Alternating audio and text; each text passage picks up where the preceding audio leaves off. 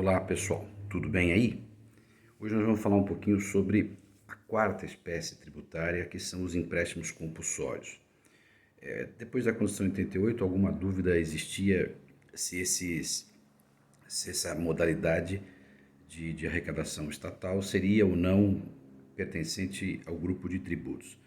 Hoje a doutrina se consolidou absolutamente, até porque a Constituição inclui os empréstimos compulsórios no capítulo do Sistema Tributário Nacional, de modo que não há hoje mais nenhuma dúvida de que os empréstimos compulsórios, eles de fato compartilham a natureza tributária com todas as outras que nós já vimos. A partir de agora, nessas duas últimas espécies, os empréstimos compulsórios de hoje e as contribuições especiais da semana que vem, a gente tem uma percepção, uma modelagem diferente daquela que nós vimos nos três últimos tributos, os impostos, as taxas e as contribuições de melhoria. O que nós usamos para identificar aquelas modalidades tributárias era justamente a definição do núcleo da hipótese de incidência, né? O fato descrito, se era um fato realizado pelo particular ou um fato realizado pelo Estado. Os empréstimos compulsórios não vão ser assim. Os empréstimos compulsórios são um tributo absolutamente sem natureza própria. Aliás, ora eles assumem a função de um tributo muito mais parecido com uma taxa, e ora eles assumem uma função parecida com a do imposto. O fato é que os empréstimos compulsórios terão uma natureza tão específica, requisitos tão próprios, que a gente não vai confundi-los com nenhuma outra modalidade, justamente porque eles têm essas particularidades. Então vamos a elas. Quem cuida do empréstimo compulsório é a Constituição no artigo 148. Lá está definido, portanto, o grande modelo, o modelo básico dos empréstimos compulsórios. É hoje um tributo em desuso. Há mais de décadas, os empréstimos compulsórios não são mais usados no Brasil. De vez em quando até se imagina, mas a estrutura dele é meio complicada, de modo que nós não temos experiência recente, aliás, já há mais de 30 anos que não se utiliza esse tributo no Brasil. Então, de certa forma, é alguma coisa que numa reforma constitucional ele pode ficar bastante atingido, porque ele tem uma formalidade bastante complicada de ser transposta. De qualquer forma, ele é um tributo que cumpre a sua função nas modalidades que a Constituição prevê. Primeira característica, ele é um tributo exclusivo da União, ou seja, estados, DF e municípios não podem instituí-lo. Não há previsão constitucional que atribui aos estados e aos municípios a possibilidade, a competência de sua instituição. Então, essa é uma particularidade justamente porque os impostos, as taxas e as contribuições de melhoria, a competência era repartida, né? Um pouco de imposto para a União, um pouco de imposto para o Estado, um pouco de imposto para o município. A taxa poderia ser cobrada por serviço federal, estadual, municipal. As contribuições de melhoria poderiam ser cobradas por obras federais, estaduais e municipais. O empréstimo compulsório não. Ele é exclusivamente um tributo de competência da União. A outra coisa importante é que ele é criado só por lei complementar.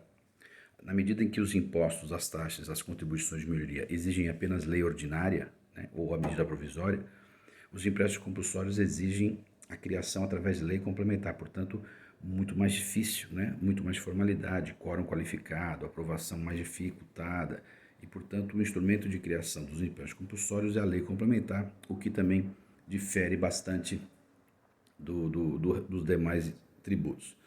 Quanto ao fato gerador, e é isso que é a grande dificuldade dele, a Constituição não define o fato gerador. O fato gerador é livre.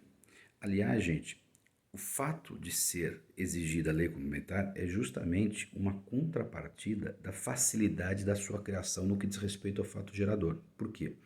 Porque como o fato gerador não está previsto na Constituição, ele só vai existir quando vier a lei. De certa forma, o Estado está bastante livre para escolher qualquer fato que quiser. Esta liberdade excessiva na criação do empréstimo compulsório no que diz respeito à escolha do fato econômico que vai gerar o tributo, faz com que, por contrapartida, se afunile mais a oportunidade da sua criação, instituindo uma lei muito mais difícil. Portanto, é esse contraste que a gente quer deixar bem claro para vocês. De um lado, um fato gerador aberto, não previsto na Constituição. Lembra que os impostos têm, né?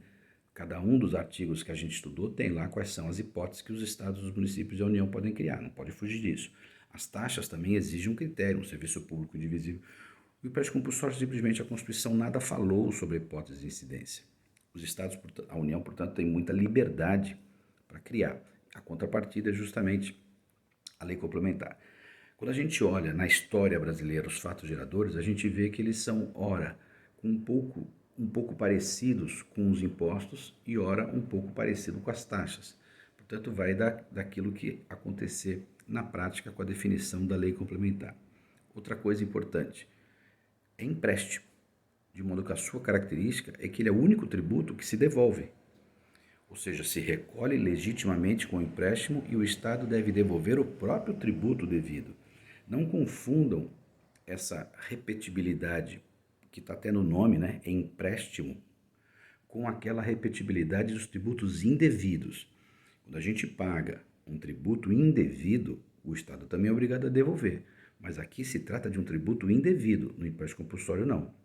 O que se devolve é o tributo que era devido. Portanto, você pagou o que devia pagar, pagou dentro da lei, pagou legitimamente e o Estado se vê obrigado a devolver porque esta é a natureza do próprio tributo, tá bom? Outra coisa são os motivos. Se de um lado a Constituição não prevê as hipóteses de incidência, de outro lado ela prevê os motivos da sua criação. Portanto, nós só temos a possibilidade de criar empréstimo compulsório diante dessas duas situações fáticas previstas no artigo 148 nos seus incisos. A primeira é para fazer frente às despesas decorrentes de guerra externa. Portanto, uma situação de beligerância, uma situação bastante extraordinária. A guerra, portanto, gera a possibilidade de o Estado implementar o empréstimo compulsório. A segunda modalidade é bastante complicada, porque ela é muito genérica. Ela diz, para fazer investimento público de caráter urgente e de relevante interesse nacional. Vejam que são institutos abertos, né, de caráter urgente. A urgência é muito pouco palpável e o interesse público relevante, a relevância do interesse público, porque não basta ser interesse público, tem que ser interesse público relevante, a relevância também é muito subjetiva, de modo que esses dois elementos subjetivos são definidos pelo próprio poder que cria o tributo. E é muito difícil para o Poder Judiciário se envolver naquilo que é discricionário, porque o que é interesse público depende de quem atua dentro do interesse público, quem exercita o interesse público, quem implementa os interesses públicos. Investimento público de caráter urgente depende de quem vai implementar esse investimento, é ele que sabe o que é urgente ou não. Então, esse inciso segundo é o grande problema nosso, o grande medo de se instituir a rodo empréstimo compulsório é a utilização desse inciso. De qualquer forma, os dois motivos são bem previstos na Constituição e bem delimitados, ainda que com essa abrangência subjetiva. E, por fim, uma disposição também do artigo 148, determinando que o empréstimo compulsório, depois de recolhido, ele tem que ser absolutamente absorvido para fazer frente àquele motivo que o criou. Portanto, se o motivo foi guerra, todo o valor arrecadado de empréstimo compulsório deve ser vinculado à guerra. Se foi para determinado investimento público, o dinheiro arrecadado com o empréstimo compulsório deve ser usado para aquele investimento público sem nenhum tipo de desvio. Tá bom? A gente volta então na aula que vem, gente. Um abração para vocês. Tchau, tchau.